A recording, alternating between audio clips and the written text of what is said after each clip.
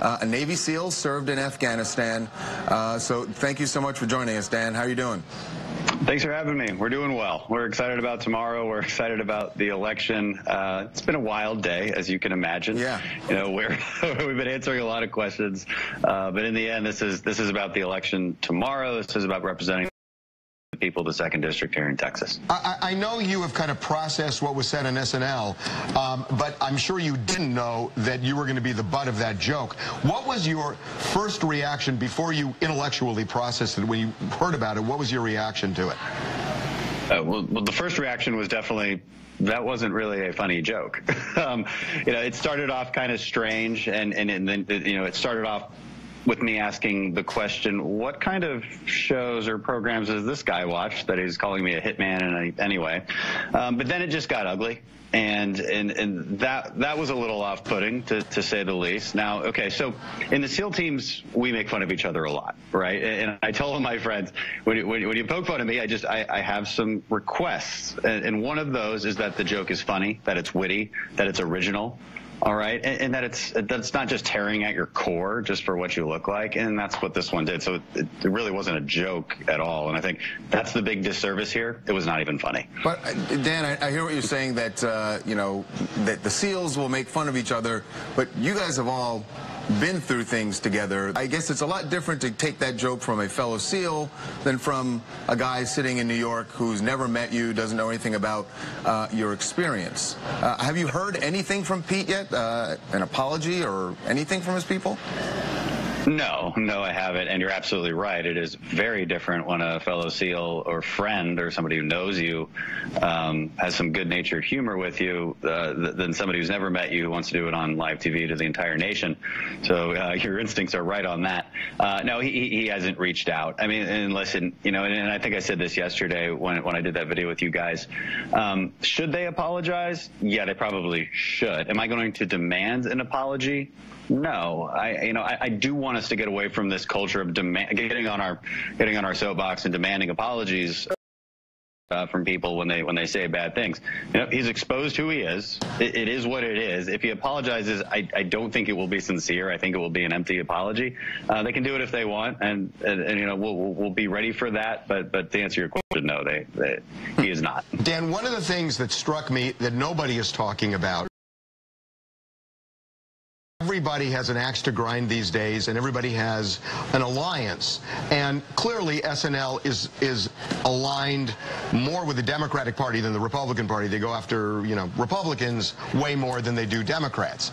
So I'm wondering if you feel this was a partisan attack as well as a joke.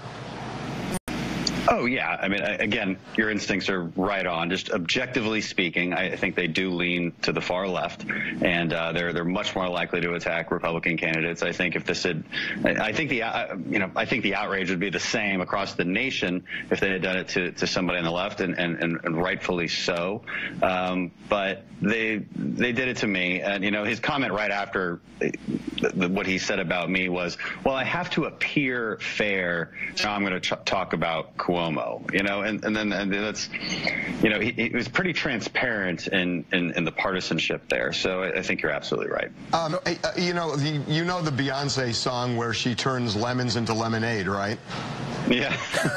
I'm just curious, this has the timing of it. Look, I mean, there are 435 people running for election in Congress, and you now stand out among a small group because of what happened in SNL, and in some ways, there's a lot of sympathy coming your way because of it. You pulling a Beyonce here? Well, you know, I don't know if I'd phrase it that way. I don't even know how I would pull a Beyonce. She's far more talented than I am. But yes, you know, you do have to make lemonade or lemons out of lemonade. Now I'm messing up the saying, but you know what I mean. You know, it's not my favorite way to be put into the spotlight. It's not ideal. You know, I want to be recognized for my ideas and the approach to government that I want to bring to Congress. I want to be recognized for making the people of the 2nd District proud, to have somebody in Washington that they can be proud of, that they can look look to and say he's part of the solution. He's not part of the problem. What's your take on Beto versus Cruz? It looks like Cruz is going to pull it out. But I hate making predictions, but that's what it looks like. Yeah, this is everyone's nervous about making predictions the day before because we saw what happened 2 years ago when people were making predictions. So, how have you seen any change in poll numbers in your campaign since this happened on Saturday night? Frankly, it's happened so fast that it would be difficult to measure that. I feel pretty good about the election. We've been campaigning hard for a year. This is just, this is the last 24 hours. Again, we're in the spotlight. It's not my favorite way to be in the spotlight, but my voters will not vote for me because of this. They will vote for me because I've gone and seen them, right? I love retail politics. I go to restaurants. I go to the beer gardens down the street, and I talk to people. I go table to table.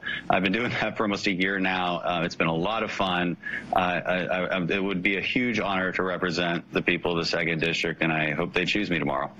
Okay. All right. Well, look, Dan, thank you so much for the time. Really, really appreciate it, and thanks for talking to us yesterday as well. Well, thank you for asking.